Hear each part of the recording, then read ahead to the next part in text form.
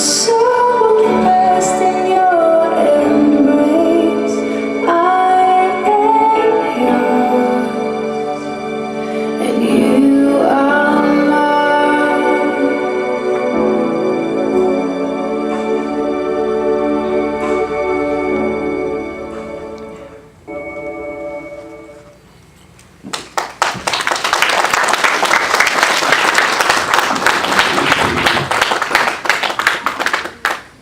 Well, guys, I'm gonna let you guys get up here and get in place and everything. Hey, Casey.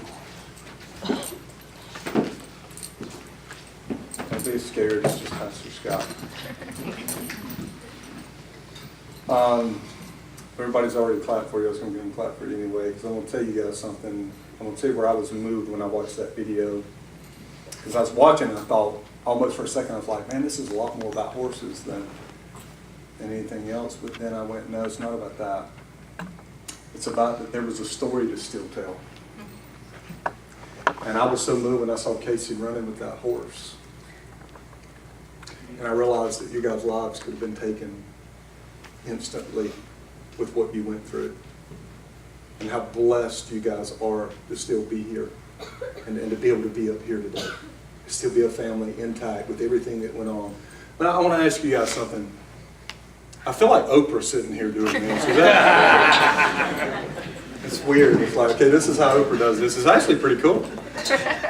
How many of you guys have ever had a near-death experience before where you, just go ahead and hold your hand up for a second. You really wonder why you're still here. I had one.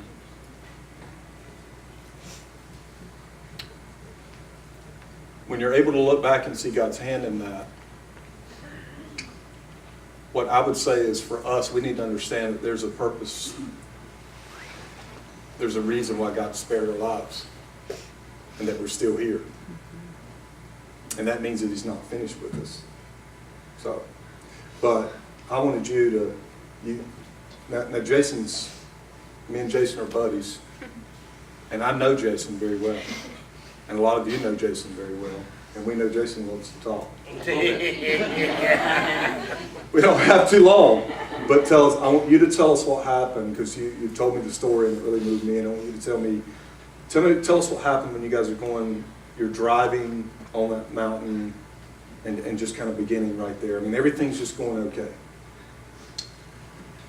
Can everybody hear me? We were, we were coming back from Tennessee. The race is on the radio. Kids are in the back, Carol's in the back, me and Zach's in the front. It's raining pretty bad, but everything's good. We got the horses that we really wanted. Dale Jr. was coming to the front. Doesn't happen that often, so hey. And I hear Carol start screaming. She's seen the car hydroplane even before I did, and we were in the right lane, and he come around us in the left lane, and he actually hit the Jersey wall and come back and hit us in the left front.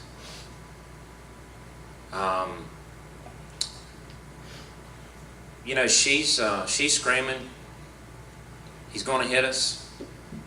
Once I seen him, it was already, I knew he was going to hit us, but we're okay. It's a Honda Accord. How much damage could it do? It's a Honda Accord. I'm probably weighing in at 20,000 pounds plus. It's a Honda Accord. So when it hits us, it pushes us to the right. And I kept telling him, we're all right.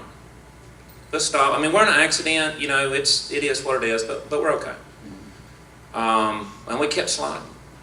The car's gone. It spit him out the back somewhere. We're up against the Jersey wall now to the left. Still, in my mind, it's all good. We'll stop. We'll just stay right here against the Jersey wall until we stop, and it's good. Somehow the truck got up on the Jersey wall, and when we come off of it, we were pointed about 45 degrees to the guardrail. At that point, I realized we were going to hit the guardrail, but still, it's all right because, I got this. And it's not like we hit the guardrail head on. You know, we hit it about 45 degrees. We should have just bounced off the guardrail. Should have been no issue. We went through it like it wasn't even there. If it would have been there, wouldn't have been there, it would have not changed the outcome, I don't believe, because we went right through it. Mm-hmm. There's a little embankment, like a ditch we went through, and then we went up this little hill. It was about 10, 12 foot high, and at this time I'm thinking, yeah, I got this. Mm-hmm. You know, that hill definitely stopped us. We got to the top of the hill, and we're so slow at the top of the hill that you could have just opened the door and stepped out. And we were all but stopped. And then, you know, it didn't stop. So we were looking straight down a ravine. It was half a mile. All that water was at the bottom. You could see the pond in the bottom. That was the first time I realized I really didn't have it.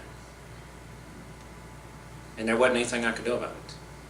Now, mind you, back up 2 minutes, I didn't have it there either. I didn't know it. You know, I got this. I can fix this. You'll realize a lot of times in life that you really can't fix it. You just think you can. Right. But just because you're holding on to it doesn't mean that you're in control of it. So, as we're going off this this cliff, down into this hole, what really was going through my mind was that more people drown than get killed in a car wreck. Because to me, I knew we were going in that water. You know, I wasn't sure much, but there's nothing between here and there. I mean, I could see the bottom. And what was going through my mind is, what was in this vehicle that I can get a hold of these kids with? What can I tie them to me? What, you know, because once they're swept away, they're gone. Carol, right there at that moment, did you feel like you had it No. under control? No. Did you feel like Jason had it under control? He kept saying, we're okay, we're okay, we're okay, we're okay, because I was screaming my head off. But Yeah. no, I thought that was it. I Yeah. kind of like the life flashes before your eyes kind of moment. Yeah. It all just happens instantly. Yeah. And then you're on this hill, and then you begin to teeter. Oh yeah, yeah. When we teetered, it was. Then we started gaining speed. You know, and I mean, when you're gaining speed with quickness. I mean, you are With the whole big long horse trailer with the horses in the back pushing. And to be honest with you, I didn't see the tree. All I could see was the bottom. We hit a tree with the front of the truck, and it jackknifed the truck into a stump.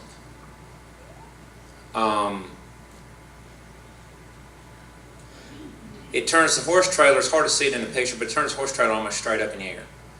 It was so high in the air that I could stand on the back gate flat-footed and look down in the trailer. But we got it, when it stopped, got the window down. But do you want to say the wrecker people said that it was just a matter of inches that the tree stopped us? The wrecker driver had been working that mountain for 37 years. He said, we have pulled many a car out of here. He said, but we've never pulled any survivors out. Ever. He said, when you go off here, you don't survive. It's not a survival. When he got there, when the wrecker got there, and they brought 2 big road tractors in, he says, if they got the victims out, if they got them out. I said, yeah, we're fine. He said, no, he said, I mean out of the truck. Yeah, we're fine. He said, you was in that? I said, I drove that. So he was amazed, and so was the trooper, that you just can't survive that. Carol was screaming because her seatbelt was hung up and she couldn't get out. Well, there was a big culvert of water The water. shooting at us Yeah. from the truck, because where we stopped, it was a drainage ditch from the road. So I looked up to where we needed to go, and all I saw was white gushing water coming at us. So that's my biggest fear, is going off into water. I was looking up that and I was like, am I dead? And there was a lot of water because it was raining really hard. What were you thinking, Casey? Well, I was scared and I mostly blacked all of it out, but Wow. remember it. Yeah. I remember going down the mountain, but I don't remember. I remember somewhat climbing up, but I don't remember anybody throwing me out of the truck. I remember Daddy throwing me. I remember Daddy throwing me in a briar patch. Well, where That Briar the, Patch probably you know, saved where, your- where the truck was at, it's not like you could step off of the driver's door straight up, and I'm standing on the driver's door once I get out. Well, you can't step off the driver's door onto the ground because the truck was more or less in midair. It was hung in that tree. So there's 4 foot between the truck and the mountain. Well, when Zach got JW out and got him to me, I had to throw him over on the side of the mountain and jump over and grab him because he was slid under the truck and been gone. All that was there was a briar patch. So I stuck him in it and I told him, I said, don't move. It's a good daddy right there. If that wasn't bad enough. Yeah. Okay. Now tell me this, when you guys, you're back, you've gotten out, you've gotten back up on the mountain, do you even have a moment to think about No, that you're still alive, here's your family, they're okay? no.